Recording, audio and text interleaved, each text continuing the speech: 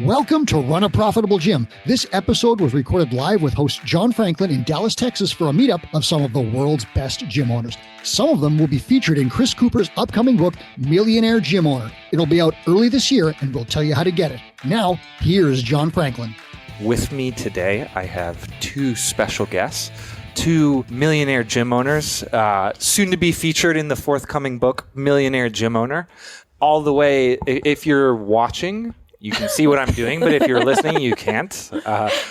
All the way towards the back, we have Taryn Dubreuil of CrossFit Function.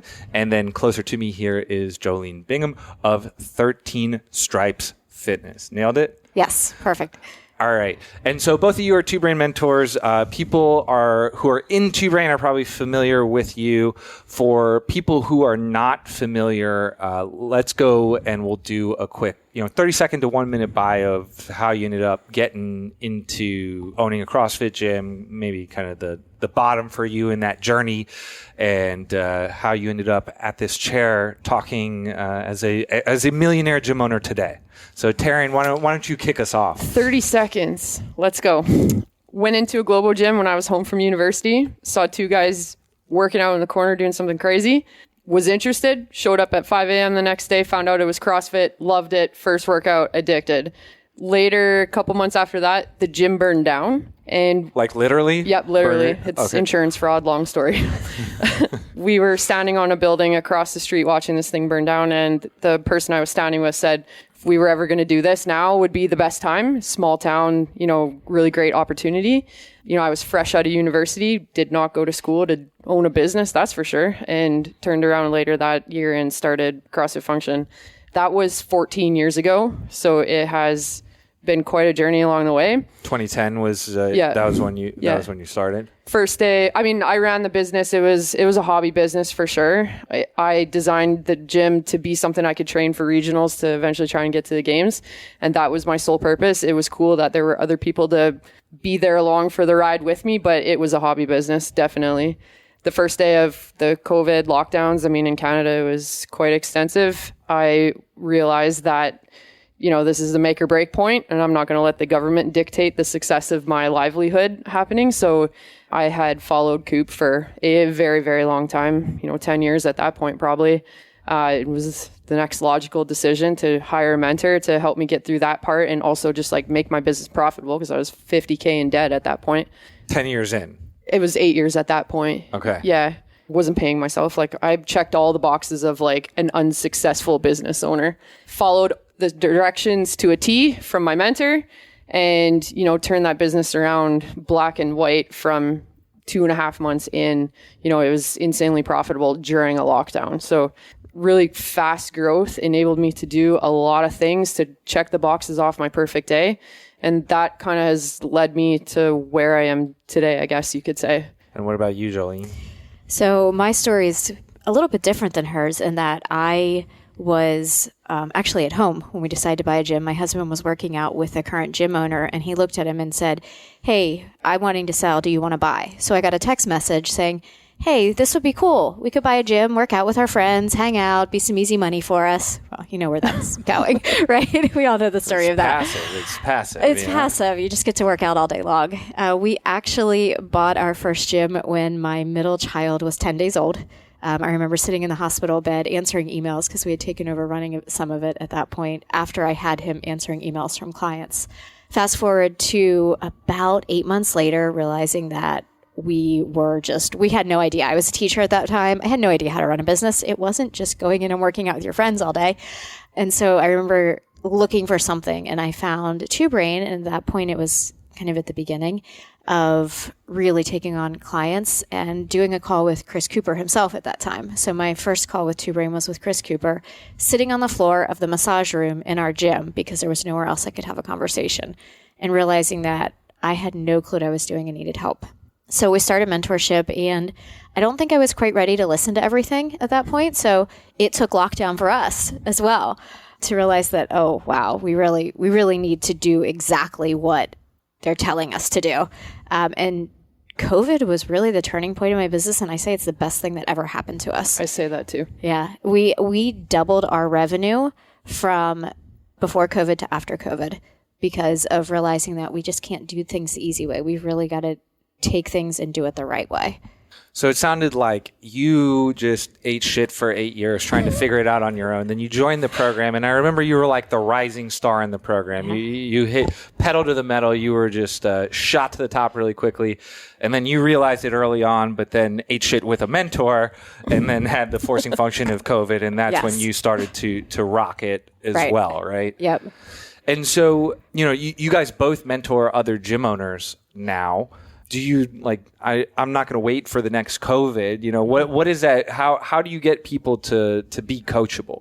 How do you get people to take the action that they need to do in order to see that inflection point? Or is it just something where you gotta struggle for a little bit and hit bottom before making that happen?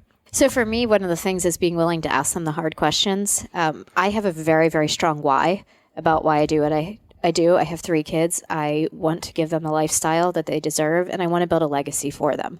And asking the questions of the gym owners of, do you want to spend the years that I spent kind of wasting time, struggling, doing all of this, or do you want to fix the problem now?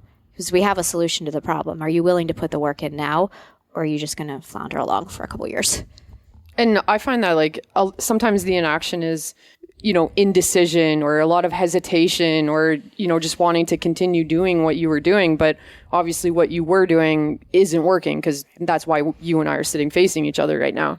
But I have been there. I've made those mistakes along with all the people that came before me to set the precedence of what does work, and all of the 900 other gym owners that are doing it too.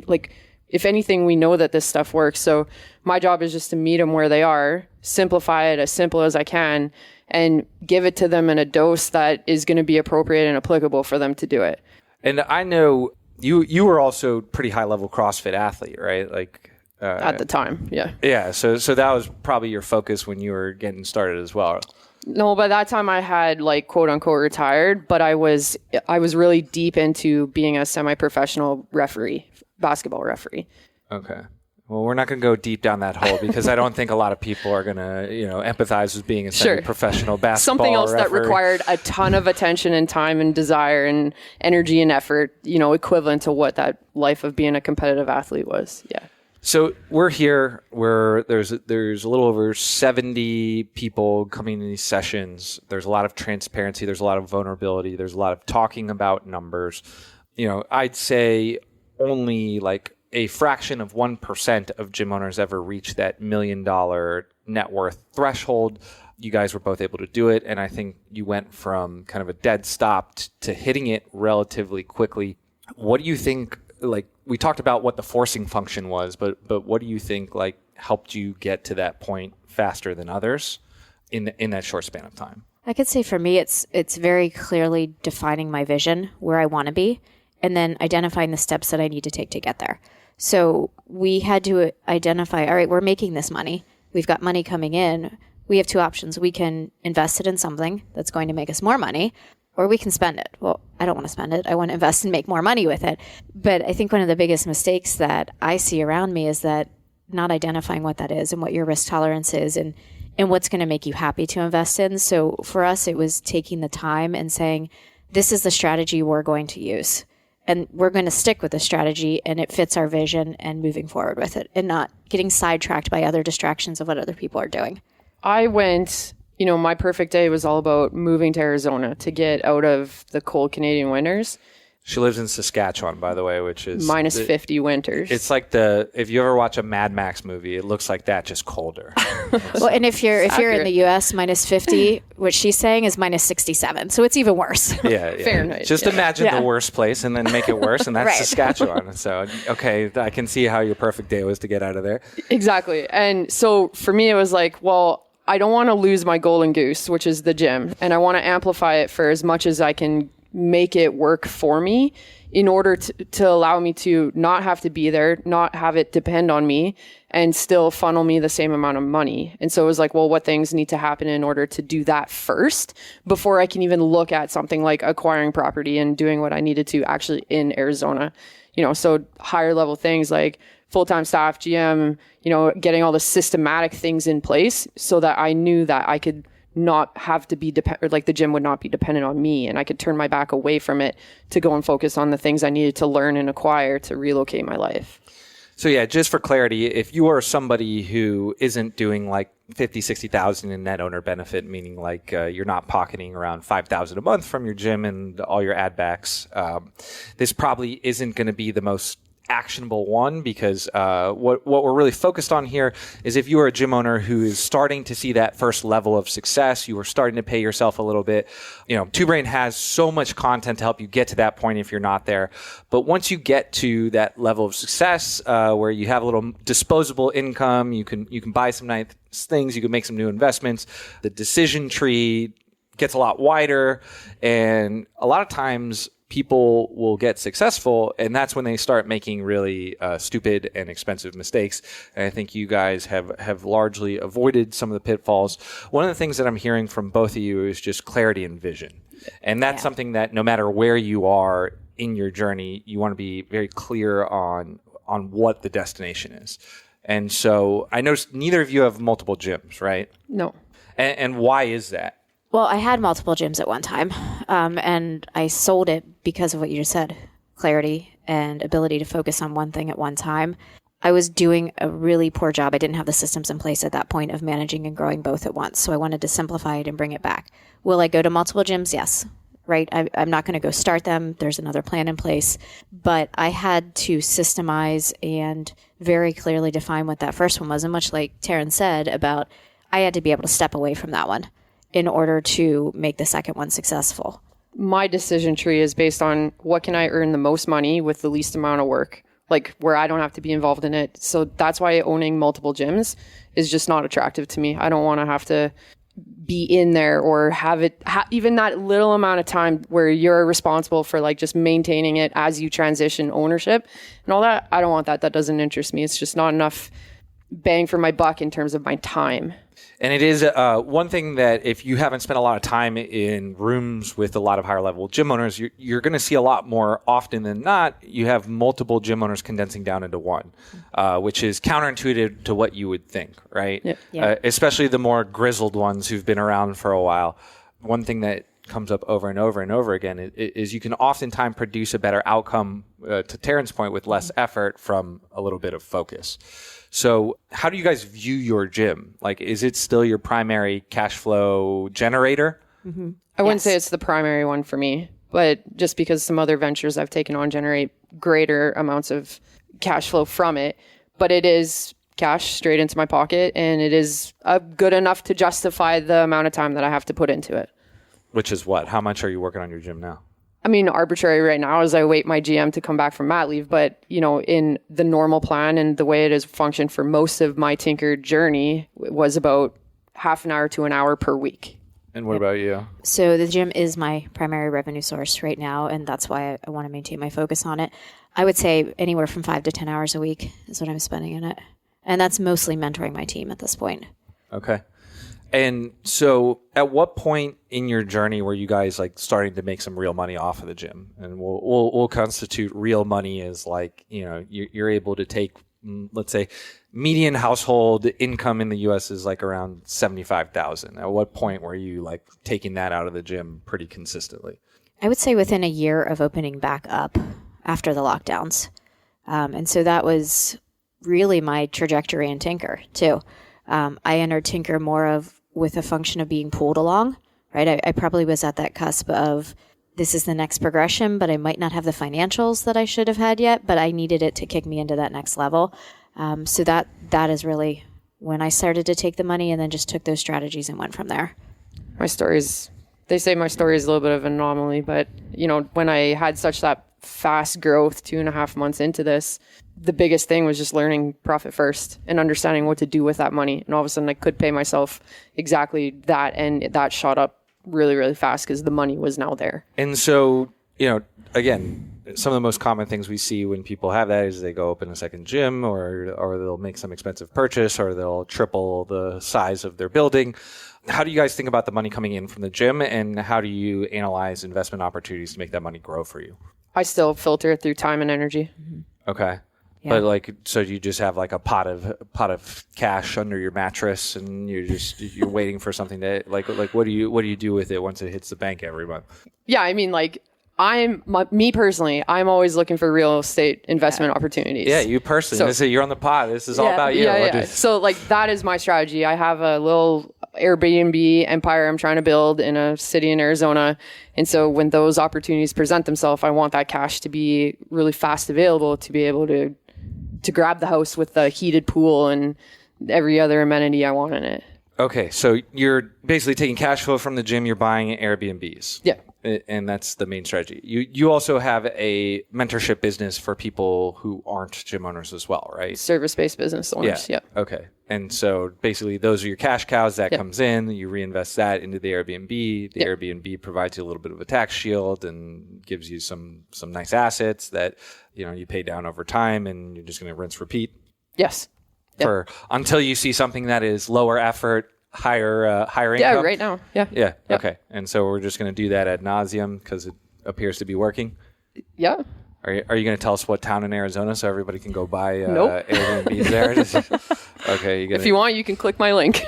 you can sleuth. All right. I don't want to own Airbnbs, and I don't want to own anything in Arizona. So you're safe. All right. We're going to compete together. Okay.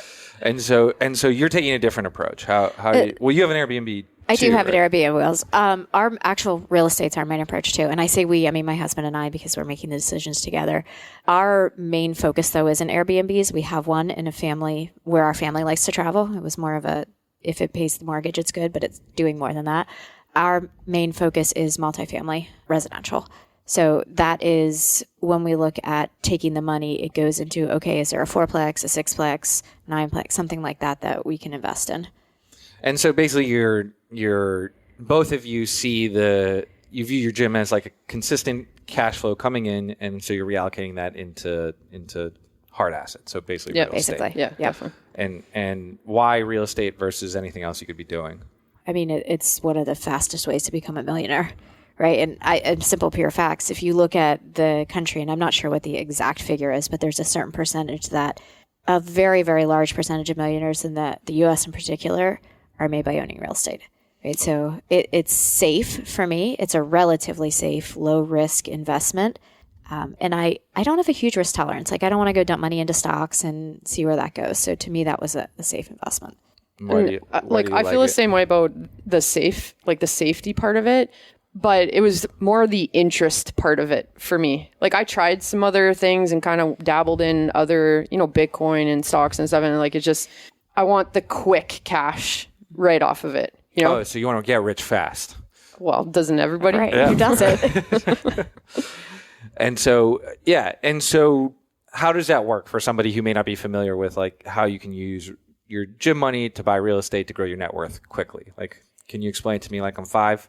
So you take your gym money, put it into whatever you need for your first asset. The asset produces profit. You take that profit, it essentially buys the next one and the next one, and just compounds like that. So talk to me real numbers. Your first one was in this anonymous Arizona town. It's in Maricopa, Arizona. Okay, so and you paid how much for this house? $400. $400. So how much money did you need? How much cash did you need to have to buy this thing? Unfair question. It's an international purchase, so I needed 25% cash down. Okay. But normally for you, it'd be 20, 30 for multifamily, you got to go a little higher, right? Yeah, unless it's a little a 4-plex. Higher. Depending on the type of loan you're using too, but right now it's about 25%.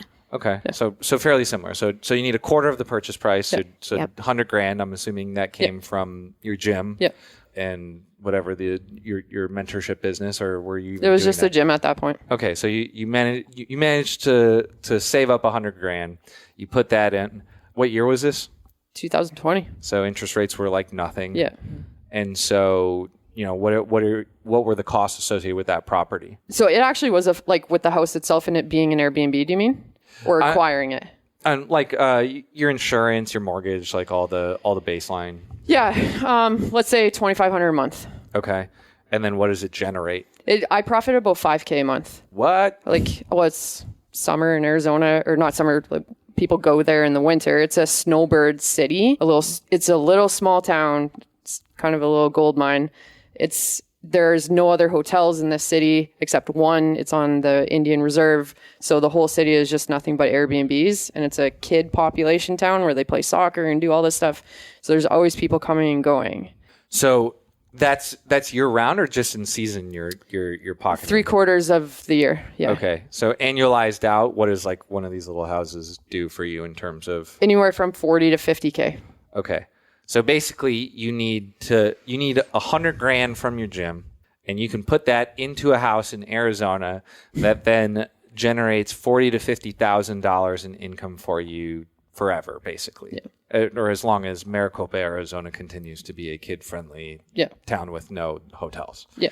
And then in addition to that, the Airbnb provides you with tax shelter. Yeah. And in addition to that, the property appreciates, I'm assuming, right? And so then you have your gym continues to produce money. So you're continuing the same way you got that first 100,000. There's money coming in there. And then you have this other thing that's producing money. So the 50,000 from the Airbnb, that's in your bank account now. And so every time you get another, I'm assuming they're more expensive now. So like, actually, they're cheaper now. They're cheaper now. Wow. How is that possible? Sunshine State during COVID, everybody was working from home. They wanted to go to the Sunshine States because if you're going to work from home, you might as well do it in a nice sunny state. So the property value, like the $400 we paid for the house, was like far overpriced at that time. Oh, so now what? So they're actually you can get cheaper that same now. house for what? Like $350 to $375. Okay, so then you need 70. You need set $80,000 or whatever to buy the house, and then that'll continue to cash flow. And you do, and that's what you're saying. You just do that infinity. Just compounds. And at what point is it like no longer makes sense for you to run your gym, or is the gym a passion project? You're going to keep it forever? That's a question I've explored. And to me, it makes sense that if I'm going to be a business mentor, I want to have boots on the ground so that I can be doing the things that I'm also teaching my mentees to do. And that's an important value to myself. Until that far outweighs the time and energy I have to put into the gym, say the gym implodes or whatever, then that would be where it no longer makes sense for me. So, as well as like some of these other things are, I talked about time and energy in terms of the value of the money that you're taking from it. Like when that gets dramatic, then I really have to weigh the time and attention that the gym is pulling to make that decision. And so, if you guys had a restart, knowing what you know now, like how quickly do you think you could do it from a dead stop? Like if you were advising someone who is really coachable to go from just nothing to in a position where they had $1 million net worth? I would say it depends on revenue. 2 years. But again, it would depend where they're starting from. If they have zero business, zero assets, they've got to have that 100,000 in cash. How quickly can you put 100,000 in cash together? And that's just a function of how quickly and how profitable they can make their gym? Correct. Okay. And so sounds like your strategy is relatively similar. It's just a different asset class? Yes. Yeah. And so with the Airbnb, ours, I would say, isn't quite as profitable every month, but we didn't go in designing it to be just profitable. But right now it's $3,000 a month in profit that we're making from it for our Airbnb. Because I bought one in when did I buy it? It was 2020, and it was like awesome for 2 years. I didn't try very hard, so I will caveat that I didn't try very hard. I didn't cash flow well for 2 years, and then I noticed there was like a dip 2022 to 2023. Did you guys experience that as well? Like, is it softening at all? No, actually. So strangely enough, I went and I did the opposite thing. Our prices were lower at the advice of another company that we had worked with it. And I tripled our prices. I added a hot tub, and now I'm making way more money with it. Yeah, I follow these guys on Twitter who like do funds for Airbnbs, and they're saying like, you had like a stock tank and a hot tub, and you paint the walls pink and something crazy. You put a slide in, and then all of a sudden you can take a $400,000 house and turn it into like a $900,000 house because of the rental rate. The amenities are important. Yeah. Yeah. Okay. So you guys are pros. I'm amateur hour over here. I just bought the house and only did a month at a time, but I like that would be my fear as somebody who's unfamiliar with it going into it. It's like, what happens if the market turns and I'm stuck holding. That's kind of why I picked where I picked. Yeah. With it being Indian Reserve land, they don't permit other hotels to build on there. Only the ones that are attached to the casino and whatever else. So, families will come in with their kids for a soccer tournament. They pay $2,000 to stay at my house for the weekend to let their kid play 3 games of soccer. It's bizarre. I think the important thing too, if you're looking at Airbnbs, you've got to make it make sense as a long-term rental. Yeah. Right. So if there's restrictions added in your town, if they get rid of Airbnbs, if hotels come in and lobby it, you have to have an asset that's still going to make you money if you no longer can run it out as a short-term rental, if the market gets oversaturated. So knowing the area that you're going into and doing the research is important. There's lots of little like ins and outs, that you should know before you do this, just like anything else, any other direction you would go. And like, doesn't it take up a lot of your headspace? Like that was the other reason why I never took it like very seriously and tried to like double down, because I was just like, or still am just focused on growing my main thing. Mm-hmm. Like, is it something where you just felt like, okay, the gym, I got this in a great place. It's where I want it to be. It's going to continue rocking. Like I have the headspace to dedicate to this, or, how are you thinking about that? I treated it exactly the way that I prepared the gym to even make this decision to go into buying the property. Was if I'm going to do this because I'm 2,000 miles away from it, then I needed somebody who was going to look after it. So you treat it just like, you make all the same decisions. Everything's got to be systemized so that it cannot depend on me. I'm not going to be the one that's calling the plumbing at 1 a.m. because the pipe burst, right? So, strategically, we also picked that because we knew the real estate agent. She does property management, and makes sense to run the little empire. And for me, I take it and I say, all right, how much time do I need to allocate to each thing? And does this fit within my day? And I'm very strategic in saying, all right, on Mondays, this is what I'm going to handle. And do I have the time and space to handle anything additional in that? So if I were to go on and take, say, a new company, well, is there time in my calendar for that at this point for me to execute it well? And if it was starting, this real estate business, if I didn't have that time, I'm not going to do it, because my gym is my cash flowing asset right now. And if starting something new takes away from that and doesn't allow me to continue to cash flow it, it's not something I can handle. How do you find time? Like I got 2 kids. You have 3, right? Yeah. Yep. Yeah. How do you do that? I don't understand how that works. I would say prioritizing. If there's something that no longer serves my family, if it doesn't serve my business and my goals, and if it doesn't make me happy, I get rid of it. Okay. And that might sound cold and ruthless, but this is my life and I want to enjoy my life and I want to grow and make more money, and I have to do it that way. So you got rid of the kids? No. I love my kids. All right. They're my why. So I said I had a strong why earlier. They're my why. Yeah. So both of you mentioned vision and picking a strategy and following it, right? Yep. And so one of the mistakes I see a lot of people in this group making, a lot of high-level gym owners make, I'd say like they're a little squirrely with strategy or a little soft with strategy. Would you say that's fair? Yeah. That's fair. Yeah, like a lot of strategy hopping, even in today's meeting. I'm going to sell my gym. I'm not going to sell my gym. I'm going to do Airbnb. I'm going to do, there's just a lot of flip-flopping.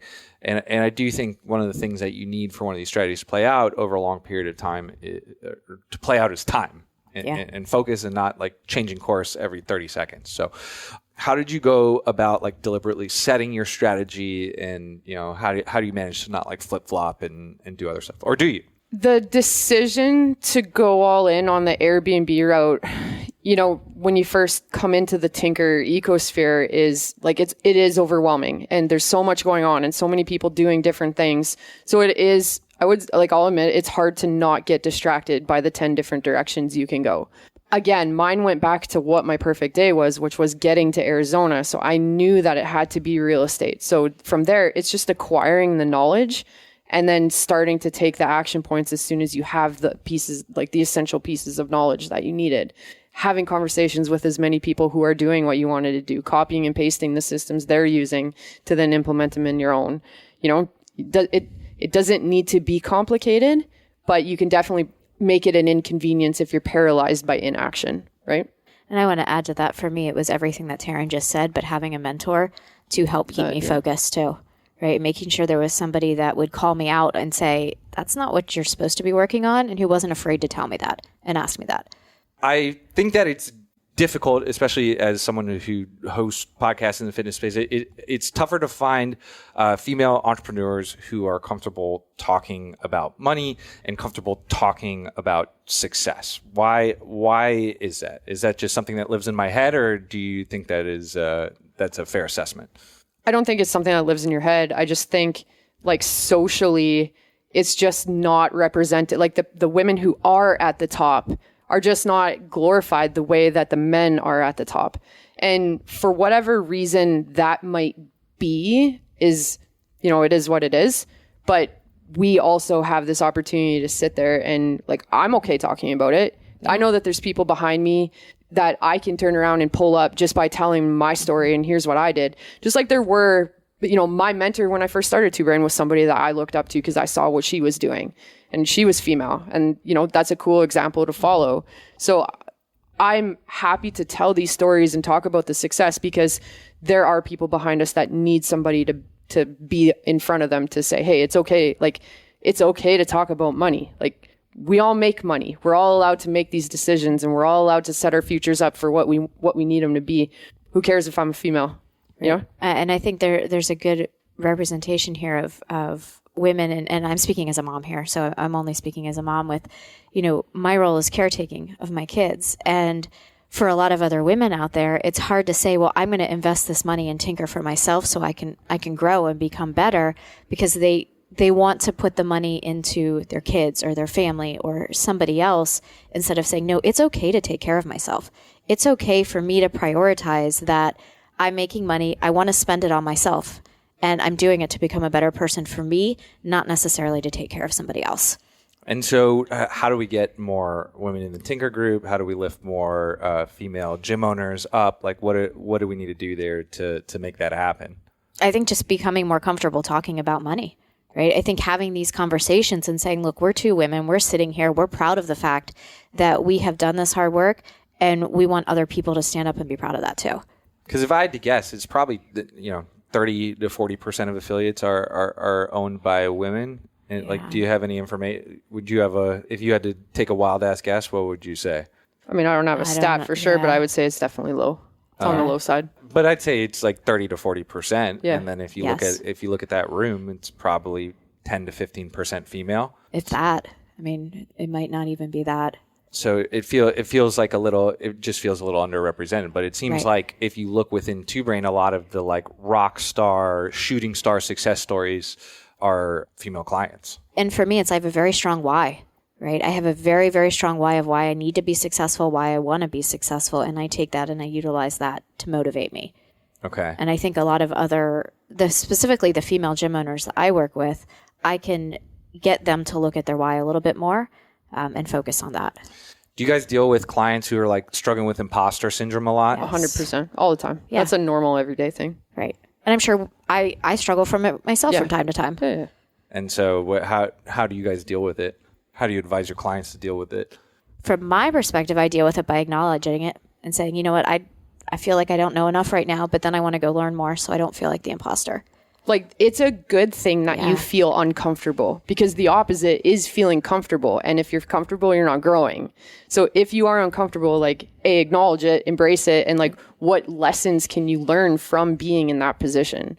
Go start talking to people, go start asking questions. Like, you're obviously in this position for a reason. So let's figure out what that reason is. And so, I mean, there's a lot of talk here about like making yourself uncomfortable. What would you say to someone who's like, I am comfortable. I like my gym is doing what I want it to do. I'm happy. Like, is that a bad thing? No, I just think they're lacking context. They don't have enough information. They only know what they know. They don't know what they don't know, right? So even just progressing into the Tinker ecosphere and you see everything else like that, I walked in there and was like, whoa. Like, look at all the possibilities. Mm-hmm. And I probably would not have known that if I wasn't looking for that information, if I wasn't talking to those people, if I hadn't entered into that situation, right? If I hadn't sat at that table, you would never know. And so if you are comfortable, I think you just lack context and information. That's all. That's a good way of looking at it. And I also think that if you're comfortable, does it go back to your perfect day? Is your perfect day going to be your perfect day 10 years from now? Right? So maybe it's your perfect day from now, but you don't know what opportunities are coming. You don't know what doors are open. Like you said, walking into that room, we would never have known about it. I would never have bought an Airbnb. I probably wouldn't have gone down the real estate. I wouldn't have been looking at acquisitions. I had no idea what to learn.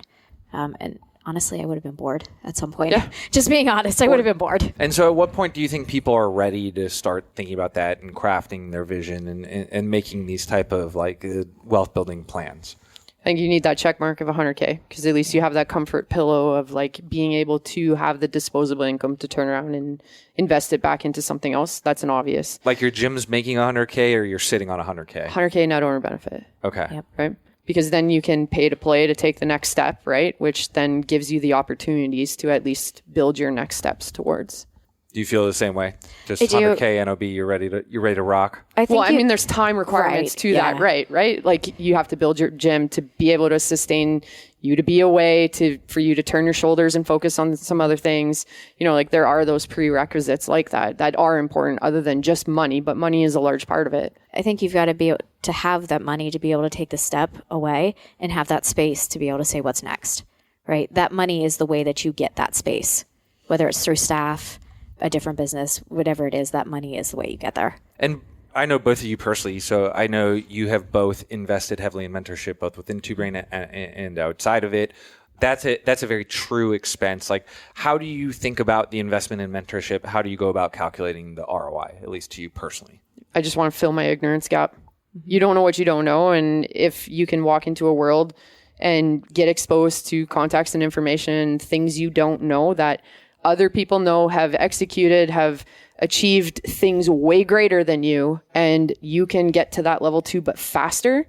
To me, that ROI on doing things with less mistakes faster for a price to pay is worth it time and time again.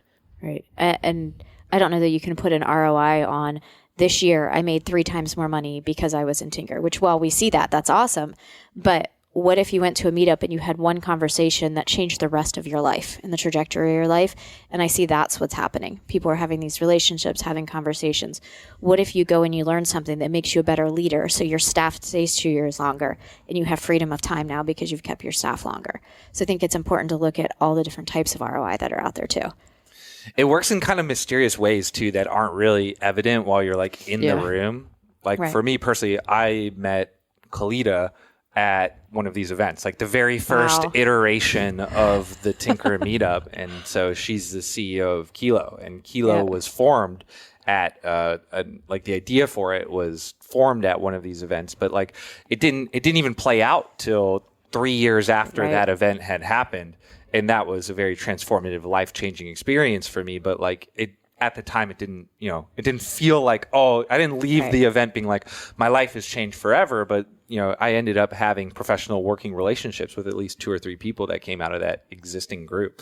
If it's not information that you're gaining, like the networking, I would say is the next valuable asset that comes from leveling up. Yes. And sure, you can go out and hey, Mr. people and meet people who are doing well in the fitness industry. And you should do that on your own. Like you definitely should. But there is value in just getting on a plane, stepping off of it, and like 70 successful gym owners are there, and like it's curated, and people are being vulnerable, talking about money, talking about their problems, and being able to just insert yourself in there, right? And that works out in kind of mysterious ways. Like you could see in the room today how a lot of people were sharing information, like, hey, I tried this thing, it worked. And you can kind of get a year's worth of learning in a weekend here if you just listen. Yeah, I agree. And so how do you make the most of a group like this? We talked about the value of it, but like, you guys are what, 3 years in, both of you? Yep. Yeah. So you're still coming back. Like, at this point, you've probably learned all there is to learn in terms of the curriculum, right? Mm-hmm. So how are you guys viewing the value of the group, and why do you guys keep coming back? The value is in the people and the opportunities that present, just like you said, things that happen that you may not know at the time that result in other stuff down the road. So for me, it's the networking, it's the conversations, the everything outside of just the information. I mean, the information is time and time again valuable for sure, but it's the conversation that happens over supper. It's the conversation that happens on the walk to the gym when we're going to go get our workout, right? Like those conversations could be equally as, if not more valuable than everything else that you're learning in that. Supper's dinner for all you Americans listening. I didn't even think anything of that. We need a translator on this episode. Yeah. And is it the same thing for you, or do exactly? You have it? It's 100% the relationships and being able to open yourself up to not just learning from the relationships, but seeing other opportunities from those conversations. I think the most important thing are breakfast, lunch, dinner, even the workouts themselves, like building that network of people that not just open opportunities, but also keep you accountable. Right. And I think that the opportunities also become multidimensional. Yeah. So somebody starts a secondary business and someone else starts another secondary business, and you realize that those two businesses can be complementary to each other. And so now you have this formed connection through this thing that you're doing, even though you're both building separate entities, but you have that mutual relationship because of the table you're sitting at. It's infinite. The possibilities are, that's so cliche, but it truly is. And was your service-based business, was that like a Tinker Brainstorm? Did it come out of that? Like, in a way, sure. Yeah. Yeah. I was sitting in a hospital with my dad having brain surgery and talking on the phone Coop. This is really how it happened. But, it's evolved from time and space that Tinker has provided me with. Yeah. And so what's next for you guys? Right now, what's next for me is continue to buy real estate, right? That's going to always be next. I have another project that I'm currently working on. I'm not quite ready to talk about yet. Still in the... secret project? Well, not secret, but if anybody who knows me, I'm very much like a planning person. Like, I've got to have a plan in place so that I can make sure I implement it well. And I don't just throw things out there to the world and then make them stick. Okay. So I'll throw things out there and make them stick. That's fine. Yeah, so we're very different brains. So what's next then? Yeah, obviously is like grow Perfect Day Business Mentorship to what it can be. That's my main focus. And, building the real estate empire on the side is just the thing that runs parallel along with that. Yep. And I will say the one thing that I'm working on is gym acquisitions, right? That is a big thing. That is my focus in 2024. I want to help operators on the ground continue to do what they love and operate the gym, and then help take the business side and work with them that way. And so basically you're buying minority or majority stakes, or I think it would be not entirety. I want them to still have equity. I think that's important. Like, they have to have equity. They have to have a mentor. That's going to be 100% important. They have to be part of the Two Brain ecosystem. And they are the operators. They love coaching. They love managing people. And I get to do what I love, which is run businesses. Okay, cool. So if you're looking to sell your gym, you email Joleen. Thanks for the plug there. Yeah. So yeah, where do people go if they want to find out a little more about you? I'm sure some people will watch this as they're kind of trying to decide who they want to work with on the mentorship team. Like, why work with you guys? This is your pitch for yourself. I mean, I am super action orientated. I like to do things fast, and I like to present it to you in a way that can build you momentum really, really fast. I move fast. I'm no fluff. And I'm going to deliver it to you black and white, just like that. So if you want to move fast, you work with me. And that's why Taryn's my friend, because when I need a reality check, she'll call me out on it. Very, very black and white, very clearly. Why somebody should work with me: I'm very systems and processes oriented. I'm very focused on getting you where you need to be, but in a way where you don't make the same mistakes that I did. I think it's 100% important if you have a family, and if you have a vision for your family, that's tied into it as well. So I take a little bit different approach, but the end result's the same. Is we want to get you results, and we want you to your perfect day. Well, I've thoroughly enjoyed watching both of your ascents within the Two Brain ecosystem. I give the gold stamp to both of them. So if you are considering, you can't make a bad choice if you go with either of them. And thanks for sharing this. Thanks for being vulnerable. Thanks for talking about numbers. I hope this pulls up some people under you and inspires the next generation of female millionaire gym owners. Thanks for listening to Run a Profitable Gym. Please subscribe for more episodes. Now, here's Chris Cooper with a final message. Hey, it's Two Brain founder Chris Cooper with a quick note. We created the Gym Owners United Facebook group to help you run a profitable gym. Thousands of gym owners just like you have already joined. In the group, we share sound advice about the business of fitness every day. I answer questions, I run free webinars, and I give away all kinds of great resources to help you grow your gym. I'd love to have you in that group. It's Gym Owners United on Facebook, or go to gymownersunited.com to join. Do it today.